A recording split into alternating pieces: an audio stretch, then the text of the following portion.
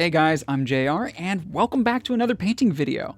Today we're going to be doing something a little bit different, but we'll get to that in a minute. A while back, I went ahead and asked all of you what you wanted to see me paint next, and a lot of you came back and told me Vermeil, from Vermeil in Gold. As a lot of you can see, I've already got the sketch right here. We'll be diving into the full painting process a little bit later. In preparation for today's painting, I went ahead and binge-watched all of the Vermeil in Gold episodes. Figured it'd be a good idea if I knew the character that we are going to be diving into. But I also thought that it would be kind of cool if maybe we reviewed the anime throughout the painting process. And I also went ahead and put that to a poll.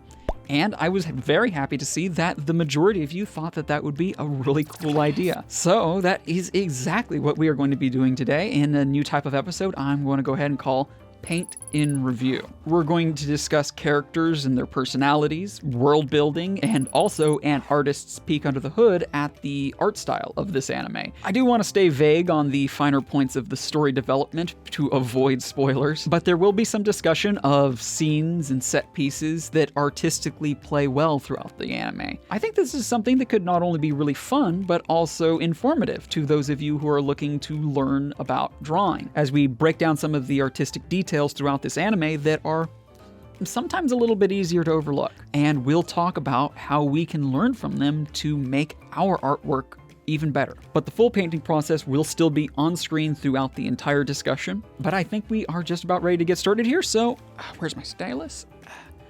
Let's go ahead and jump into this.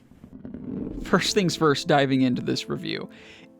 If you're planning on watching Vermeil in Gold, prepare yourself for a fair amount of fan service. This is pretty much the hot trash anime of the season, so you are going to be getting a lot of fan service pushed into every single episode. And there's a lot of room for it, considering that Vermeil in Gold is a harem anime. Don't think I'm being negative necessarily. In fact, I would describe this anime as an overall enjoyable watch. The characters are charismatic, and there's an advancing plot that keeps the story moving forward, with a fair amount of humor scattered throughout that's always good for a laugh. Just don't go into Vermeil in Gold expecting the best anime of the season. If that's what you're looking for, then your time would be far better spent watching something like Spy X Family or Licorice Recoil, which you definitely should if you haven't already, because those are some amazing animes. I'll put a link down in the description to one of my Spy X Family paintings as well, so after you finish up this video, you can go watch that one. However, if you're looking for a simple anime with fun characters and an ample amount of fan service,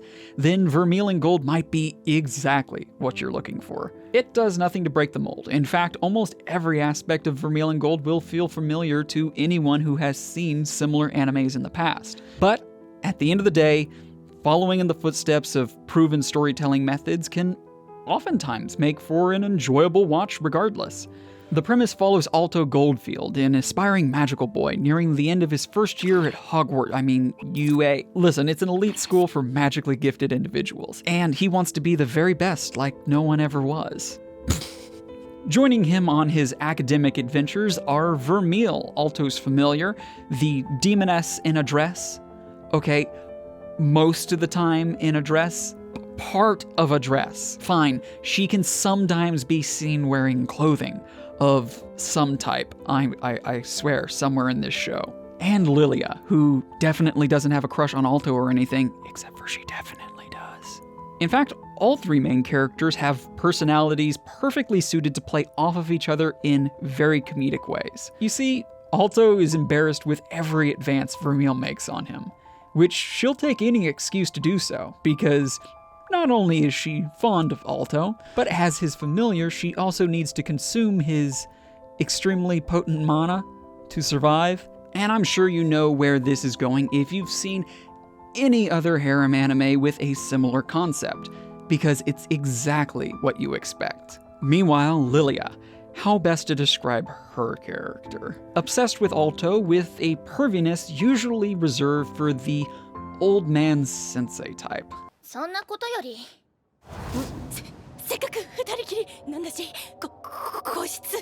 Like, this girl legitimately learned to make invisibility potions just to sneak peeks. That is a real Roshi Jiraiya move if I've ever seen one. Honestly, the comedy in this show plays very well because she is also very prone to jealousy.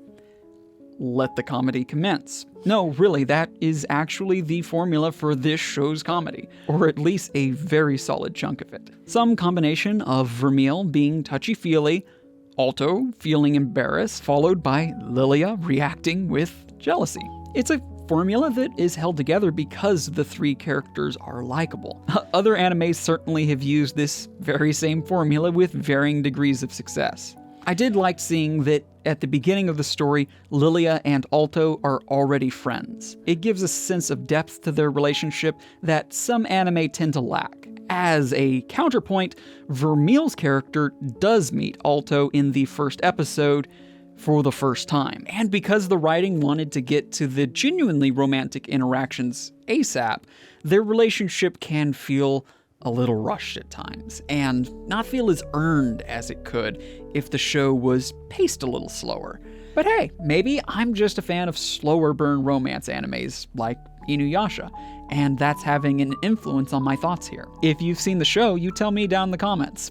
Do you think it feels a little rushed at times? But the three main characters do not exist in isolation. There are also several supporting characters with one-dimensional personalities whose names I swear I will memorize as soon as they become important to the larger plot.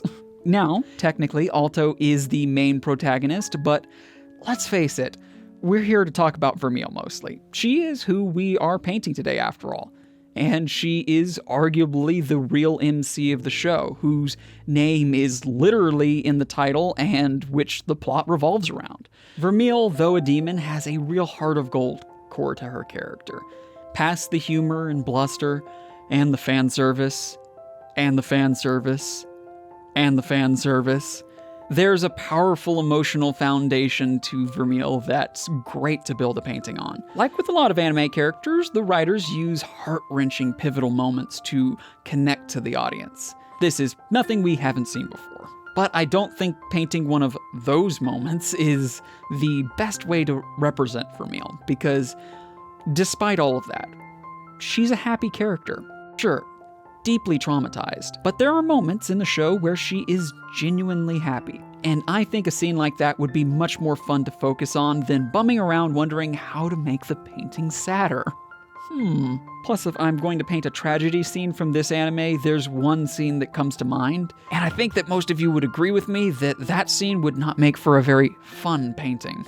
To briefly give my thoughts on that scene without spoiling it, for an anime that I would otherwise accuse of rushing the plot a little at times, it does a good job at giving the most traumatic moments some emotional breathing room, taking a minute to let that sinking feeling sit with the audience. They wanted you to feel the weight of what just happened. And now that I've completely alienated those of you who haven't seen the anime, let's talk about Vermeil's sweet tooth. Oh boy, does she like her sweets. And Alto, which is the foundation for why I wanted this painting to have her triumphantly holding a crepe while squeezing Alto joyfully close to her, which pose and personality-wise is very in character for Vermeil. In fact, you can see very similar poses throughout the anime. Now, of course, this painting wouldn't capture Vermeil very well if it didn't have fan service. Did I mention the fan service? Because, spoiler alert, there's a lot of it. So I made sure to leave room for those character features. Can't believe I just put those in air quotes. But the fan service legitimately is integral to the portrayal of Vermeil's character and personality. So those would be a couple of important aspects to include. Now that we've talked about my feelings regarding the show and the characters, let's talk about the art style, because there were a few things here and there that definitely caught my eye. But in a broader scope, the art of this anime wasn't bad. But it also wasn't great. We're not talking the beauty of Violet Evergarden here, which I would love to dive into in another video, but I don't want to get off track here. That's a conversation for a different day. But Vermeil in Gold uses a more simplistic art style, which has the advantage of being able to emotionally express a lot of cartoonish behavior. So don't judge a semi-simplistic art style too harshly, because they do have their advantages to more complex art. Vermeil in Gold leverages this with external emotional cues a lot, or visual symbols like the vein pop and the joyful sparkles, both of which they make frequent use of. However, the sparkle that they use is a little different. Instead of the usual concave like diamond shape you'll see in most animes, Vermilion Gold uses an X shape for the majority of their sparkles. That thick X pattern then has an outline that breaks apart towards the ends and a glowing aura that surrounds the shape. And the whole thing animates with a soft pulsing, and some smaller sparkles dotted around the area as well. The effect of those sparkles really does a great job at capturing a glinting look and a joyful emotion perfectly, while adding some extra flair to the concave diamond shape that is normally seen. In fact, in this artwork, I went ahead and made a brush to paint those particular sparkles into the background of this piece. There's also another clever use of the emotional symbols that stuck in my head, where Lilia got upset and the vein pop was given mass and started hitting a nearby character. I thought this was a clever way of taking a symbol that we've seen a million times before and creatively using it for some extra comedic impact. On the other side of things, the way the environmental designs are handled in Vermilion Gold expresses several admirable or unique qualities. The lighting, for instance, has a good respect for defining the position of the light source, whether that be the sun, an archway, or a window. You can almost always tell in this anime where the light source is coming from. For example, in this clip, you might have noticed the glow silhouetting Lilia, but did you notice the light rays subtly streaking in from the bottom left? And even when the scene cuts to a different camera angle, we can still see the presence of the same light source illuminating the room. This presence can be as subtle as a gentle glow on the side of the screen, or as noticeable as light rays streaming in from an archway. You could call this scene continuity. And let me just say that having your lighting take on the form of glow and light rays streaming in from the side is a great way of artistically filling in your scene and background. And when handled right, it can work to complement the story you're trying to tell. In contrast, the shadows also express their own form of continuity with a unified texture wherever there's an in-focus background throughout this anime. Shown as a vertical line texture, this is in every scene and consistently fades away on any illuminated surface. This has the advantage of adding artificial detail to the shadows without obscuring the more well-lit areas. The backgrounds in this anime are well handled, usually well textured and defined. The hard work that goes into painting a background should never be overlooked. I know a lot of artists who focus on the artistic approach of how to draw a character, but it can be just as important to understand the fundamentals of how the background came to be, and the hard work that somebody out there put into making it happen. Also, just something else I noticed along the way. Does anyone know what the hell is up with the jigsaw puzzle of a chalkboard system they have? Because to me, it doesn't make a whole lot of practical sense to draw out your diagrams across multiple chalkboards, only to mix them all up in a game of sliding tiles. The impracticality of their particular chalkboard system aside, the animation quality across this anime is also fairly average. Interactions between the characters are usually kept fairly straightforward and simple, and that goes for the fight scenes as well, with a mostly stationary camera and gentle pans, minimizing the need for advanced perspectives to get involved. To give an example of an anime on the other end of the spectrum that does a good job in this respect would be Fullmetal Alchemist Brotherhood, or some of the beautifully animated fight scenes in Naruto, where the camera will actually match the high-paced action going on in the scene with effects, perspective changes, and tactical character movement to make the scene feel more engaging, always feeding the audience's visuals with entertainment that leaves you not wanting to blink in fear of missing something important. Meanwhile, Vermilion Gold does suffer from the one-trick pony problem. That is to say that each of the characters pretty much has one spell that they specialize in, and they will then use that one spell in repetition to win most fights. Maybe that doesn't bother some people as much as it does me, but that has always been a pet peeve of mine. I've always preferred variation in my main character's abilities. It leaves more room for creative ways of tackling each situation in unexpected ways, rather than the solution to every problem being, hey, use that same spell again. It starts reminding me a lot of Sailor Moon when the abilities get that repetitious. Don't get me wrong, I enjoy Sailor Moon as much as the next fan, but that would be a conversation for another day and another painting. Now, I know this might sound like I'm arbitrarily listing off scenes from the show, but the truth is that this is how I observe things around me, by looking at the smaller details. I've gotten the question a lot before. How did you teach yourself how to paint? A large part of that comes from breaking down every scene I watch and distilling them into usable tips, tricks, and elements that I can integrate into my art style. And that goes beyond just the media that I consume, but also the world around me. Every detail has a story to tell.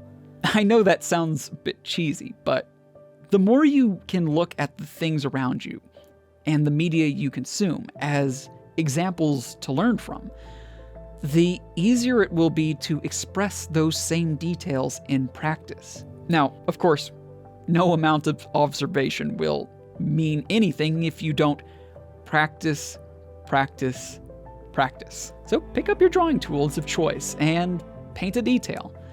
It doesn't have to be complex or even that ambitious, just something a little out of your comfort zone, and work to push your art technique forward, a little at a time.